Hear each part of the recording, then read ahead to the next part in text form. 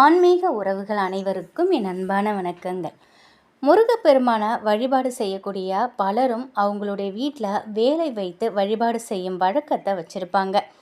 வேல் வழிபாடு அப்படிங்கிறது முருகப்பெருமானின் வழிபாட்டிற்கு இணையான ஒன்று. இருந்தாலும் இந்த வேல் வழிபாட்டில் நம்ம தெரிஞ்சோ தெரியாமலோ பலவிதமான தவறுகள் செய்வோம். அந்த தவறுகளை சரி செய்வது, ஒரு வேல் வழிபாடை ரொம்பவே எளிமையான முறையில் எப்படி செய்வது அப்படிங்கிறது தான் இந்த பதிவில் நம்ம பார்க்க போகிறோம். சூரபத்மனை வெல்வதற்காக பார்வதி தேவி வேலை முருகப்பெருமான் கையில் கொடுத்தாங்க அப்படின்னு புராணங்களில் சொல்லி நம்ம கேள்விப்பட்டிருப்போம். இந்த வேல் அப்படிங்கிறது ஒரு வகையான ஆயுதமாக இருக்குது. ஆனால் ஆயுதத்தை வீட்டில் வைத்து வழிபாடு செய்யக்கூடாது அப்படிங்கிற ஒரு நியதியும் இருக்குது. ஆயுதத்தை வீட்டில் வைத்து வழிபாடு செய்யும் பட்சத்தில் அதற்குரிய சாஸ்திர சம்பிரதாயப்படி சில வழிகளை நம்ம பின்பற்றணும் அப்படின்னு சொல்கிறாங்க. இது எல்லாத்தையும் நம்ம வீட்டில் இருக்கக்கூடியவங்க செய்ய முடியாது இல்லையா? இருந்தாலும் நம்முடைய மனதிற்கு வேலை வைத்து வழிபாடு செய்யணும் அப்படிங்கிற எண்ணம் இருக்கும். அப்படிப்பட்டவங்களும் மிகவும் எளிமையாக வேலை வைத்து வழிபாடு செய்யலாம். வேலை மட்டும் தனியாக வைத்து வழிபாடு செய்தால் தான் அது ஆயுத வழிபாடாக இருக்கும். அதற்கு பதிலாக முருகப்பெருமானின் கையில் வேலை வைத்து வழிபாடு செய்யும் பொழுது இது ஆயுதமாக இருக்காது. நம்முடைய உள்ளங்கை அளவுக்கு சின்னதாக முருகப்பெருமானின் சிலை வாங்கிட்டு வந்து அவங்களுடைய கையில் வேலி இருப்பது போல வைத்து பூஜைகள் செய்வது சிறப்பு. தினமும் பால் அபிஷேகம், தயிர் அபிஷேகம் செய்ய இயலாது இல்லையா? ரொம்ப எளிமையான முறையில் முதல்ல தண்ணீரை ஊற்றி அபிஷேகம் செஞ்சுட்டு அதுக்கப்புறம் விபூதியையும் சந்தனத்தையும் வைத்து அபிஷேகம் செஞ்சுக்கோங்க. மறுபடியும் தண்ணீர் ஊற்றி சுத்தம் செய்து சந்தனம் குங்குமம் வச்சிட்டாலே போதும். வாசனை மிகுந்த மலர்களை அதற்கு வைக்கலாம். கண்டிப்பான முறையில் நெய்வேத்தியம் வைக்கணும். வீட்டில் எந்த பொருள் இருக்கோ அதை நெய்வேத்தியமாக வைத்து முருகப்பெருமான வேல் வடிவத்தில் வழிபாடு செய்யும் பொழுது கண்டிப்பான முறையில் நம்முடைய வேண்டுதலை முருகப்பெருமான் ஏற்றுப்பாங்க. ஒரு குறிப்பிட்ட நாட்கள் மட்டும் வீட்டில் வேலை வச்சு வழிபாடு செஞ்சுட்டு திருப்பி கோவில்லையே கொடுக்கணும் அப்படின்னு சில பேர் வைத்து வழிபாடு செய்வாங்க. அப்படி இருக்கிறவங்க ஒரு குறிப்பிட்ட நாட்கள் வீட்டில் வேலை வச்சு வழிபாடு செஞ்சுட்டு திரும்பி கோவிலில் உண்டியலில் சேர்த்துடலாம். நிரந்தரமாக வீட்டில் வேலை வச்சு வழிபாடு செய்யணும்னு நினைக்கிறவங்க ஒரு நாள் கூட தவறாமல் அனுதினமும் அபிஷேகம் செய்து நெய்வேத்தியம் வைக்கணும். பெண்களாக இருந்தால் அவங்களுக்கு மாதவிடாய் சமயத்தில், அந்த மாதவிடாய் ஏற்படும் நேரத்தில் வீட்டில் இருக்கக்கூடிய குழந்தைகளை அபிஷேகம் செய்து வழிபாடு செய்ய சொல்லலாம். இப்படி குழந்தைகளை முருகப்பெருமானோட வழிபாட்டில் ஈடுபடுத்தும் பொழுது முருகப்பெருமானின் அருளால் அவங்களுக்கு ஞானம் பெருகும். வேல் வழிபாட்டில் இதுவரைக்கும் தெரிந்தோ தெரியாமலோ நம்ம செய்த அனைத்து தவறுகளையும் சரி செய்து கொண்டு ரொம்ப எளிமையான முறையில் இப்படி வழிபாடு செய்ய ஆரம்பிங்க.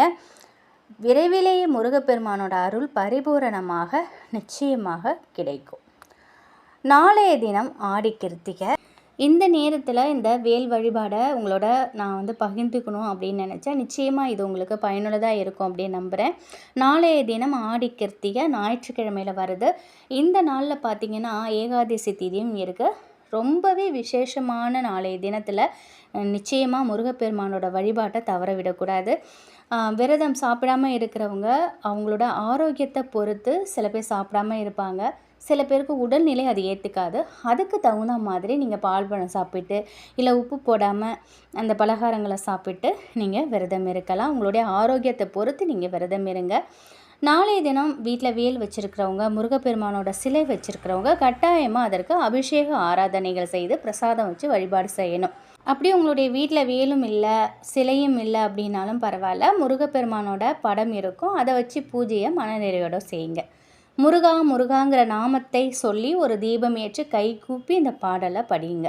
உங்களுக்கு வேல் வழிபாடு செய்யணும் அப்படின்னு ஆசை இருக்குன்னா நாளைய தினம் முருகப்பெருமானோட கோவிலுக்கு போயிட்டு அங்கேருந்து ஒரு வேல் வாங்கிட்டு வீட்டில் வச்சு நீங்கள் பூஜையை ஆரம்பிப்பது ரொம்ப ரொம்ப நல்லது. நாளையிலேருந்து உங்களுக்கு நல்ல காலம் பிறந்துடுச்சு அப்படின்னு தான் அர்த்தம். வேல் வேல் முருகா வெற்றிவேல் முருகா அப்படின்ட்டு முருகன் கையில் இருக்கும் வேல் நம் வீட்டில் இருந்தால் அந்த முருகனே நம் வீட்டில் குடி வந்ததாக அர்த்தம். நாளைய தினம் முருகப்பெருமானுக்கு முன்னாடி உட்காந்து வேல்மாறல் படிப்பது சிறப்பான பலன்களை கொடுக்கும்.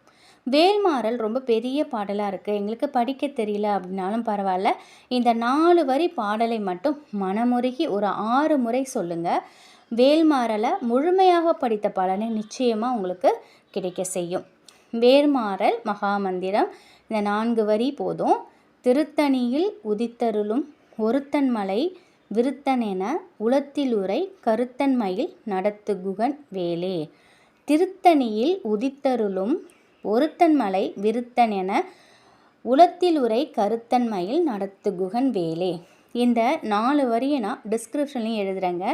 இந்த பாடல் வரிகளை மனதார யார் வேணுமானாலும் எந்த நேரத்தில் வேணாலும் சொல்லலாம், தவறு கிடையாது. உடல் தூய்மையும் மன தூய்மையும் சேர்ந்து முருகப்பெருமான் வழிபாட்டில் இந்த மந்திரம் இடம்பெறும் பொழுது உங்களுடைய கஷ்டங்கள் உடனடியாக தீரும். அதுலேயும் ஆடி கிருத்திகை அன்னைக்கு கட்டாயம் படிக்க வேண்டிய பாடல்களில் இதுவும் ஒன்று. நம்பிக்கை இருக்கிறவங்க நாளைய தினம் இந்த பாடலை படிங்க. உங்களுடைய வாழ்க்கையில் நிச்சயமாக அதிசயம் நடக்கும், அதை நீங்களே உணர்வீங்க. நாளைய தினம் வெற்றிலை தீபம் ஏற்றுவது சிறப்பு. வெற்றிகளை கொடுப்பது வெற்றிலை தீபம். முருகப்பெருமானுக்கு இப்பொழுதும் நம்ம வெற்றிலை தீபம் ஏற்றுவோம். நிறைய தீபங்கள் 6 நெய் தீபம் போடுவோம், இல்லைனா துவரம்பருப்பு தீபம் போடுவோம். சில பேர் ரெகுலராக வெற்றிலை தீபம் போட்டுட்டு வருவாங்க. நமக்கு வெற்றிகளை கொடுக்கக்கூடிய வெற்றிலை தீபம் போடலாம். உங்கள் வீட்டில் நீங்கள் எப்படி வழிபாடு செய்வீங்களோ அந்த முறையில் வழிபாடு செய்யுங்க. பக்கத்தில் உள்ள முருகப்பெருமானோட கோவிலில் அபிஷேக ஆராதனைலாம் நடக்கும். உங்களால் முடிந்தால் நாளைய தினம் அதுலேயும் நீங்கள் போய் கலந்துக்கோங்க. உங்களால் முடிந்த தான தர்மங்கள் நீங்கள் செய்யுங்க. உங்களால் முடிந்த பொருட்களை நீங்கள் நாளைய தினம் முருகப்பெருமானுக்கு அபிஷேகத்திற்கு வாங்கி கொடுங்க. எதுவே முடியலைனாலும் பால் வாங்கி கொடுங்க அபிஷேகத்துக்கு. சகல நன்மைகளும் உங்களை தேடி வரும். அதே போல் இல்லாதவங்களுக்கு ஒரு வேளையாவது உணவு வாங்கி அவங்க வயிறார சாப்பிட்றதுக்கு நீங்கள் வாங்கி கொடுங்க. நிச்சயமாக உங்களுக்கு தான தர்மங்கள் உங்களுக்கு அதிகப்படியான அளவு நன்மைகளை கொடுக்கும். நிச்சயம் இந்த ஒரு தகவல் உங்களுக்கு பயனுள்ளதாக இருக்கும் அப்படின்னு நம்புகிறேன். ஆடி கிருத்திகை அதிசக்தி வாய்ந்த நாளைய தினத்தை தவற விடாதீங்க. முருகப்பெருமான மனதார நம்புங்க, அனைத்தும் நல்லதாகவே நடக்கும். நன்றி.